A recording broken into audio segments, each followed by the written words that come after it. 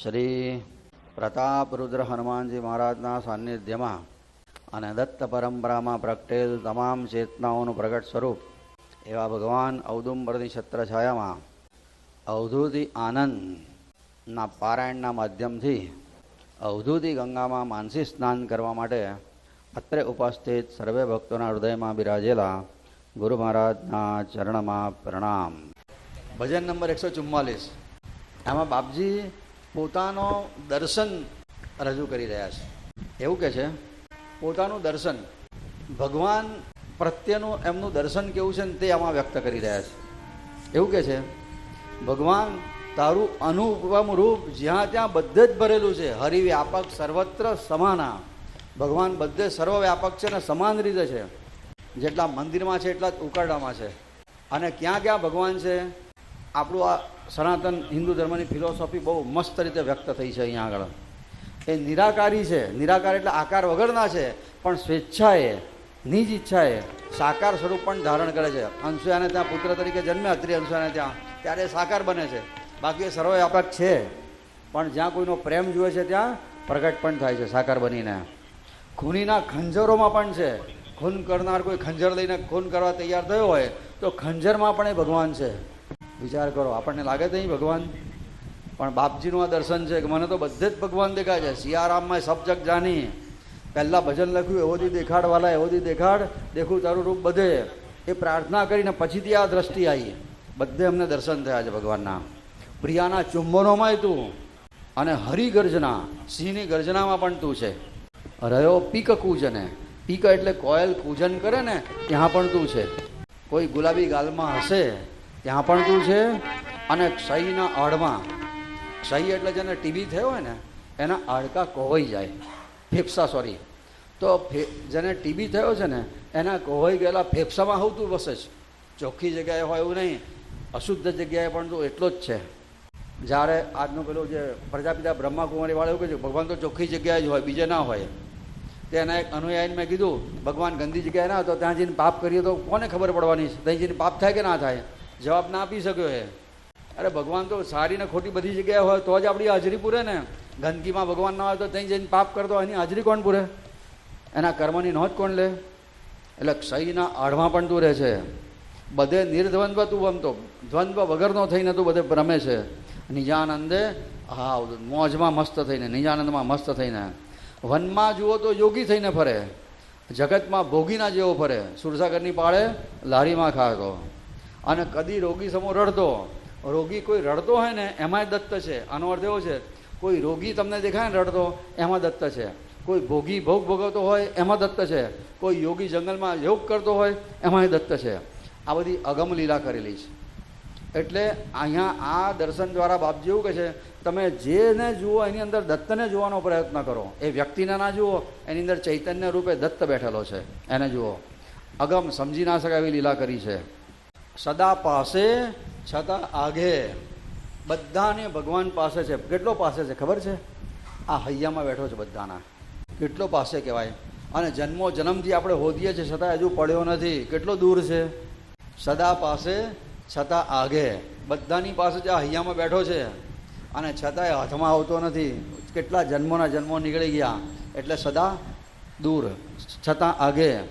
અભાગીને આગે દેખાય. દૂર કોને દેખાય? અભાગ્યાને દૂર છે એવું દેખાય છે. પણ ભાગ્યશાળી જે ખરેખર અવધૂત જે ભગવાનના માટે જીવે છે એને ખબર પડે કે ભગવાન તો મારા હૈયામાં બેઠો જ છે.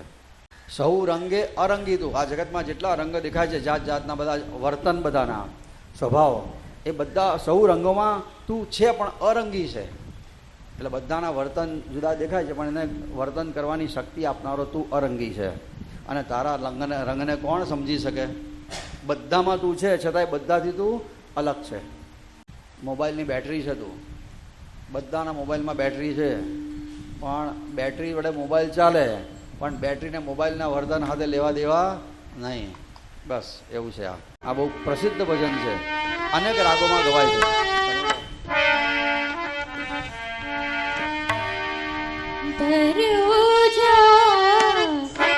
પ્રભુ તારું અનુપમ રૂપ હે અવધૂત નિરાકાર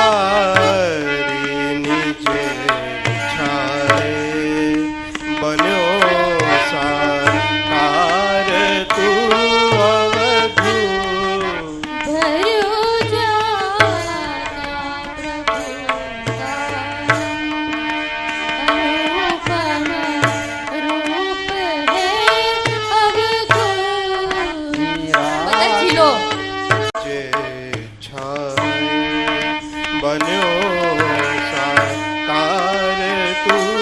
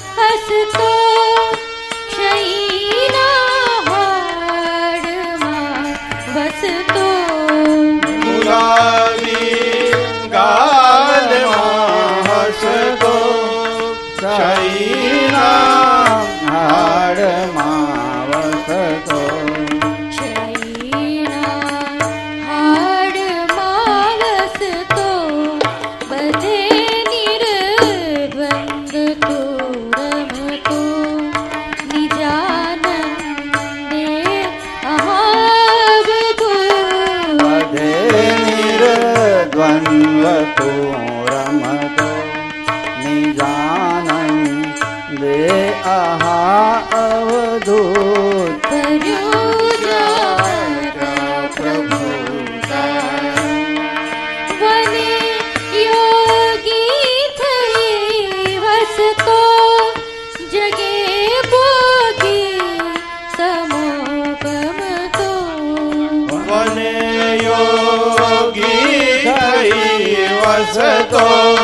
જગે ભોગી સમો ભમતો.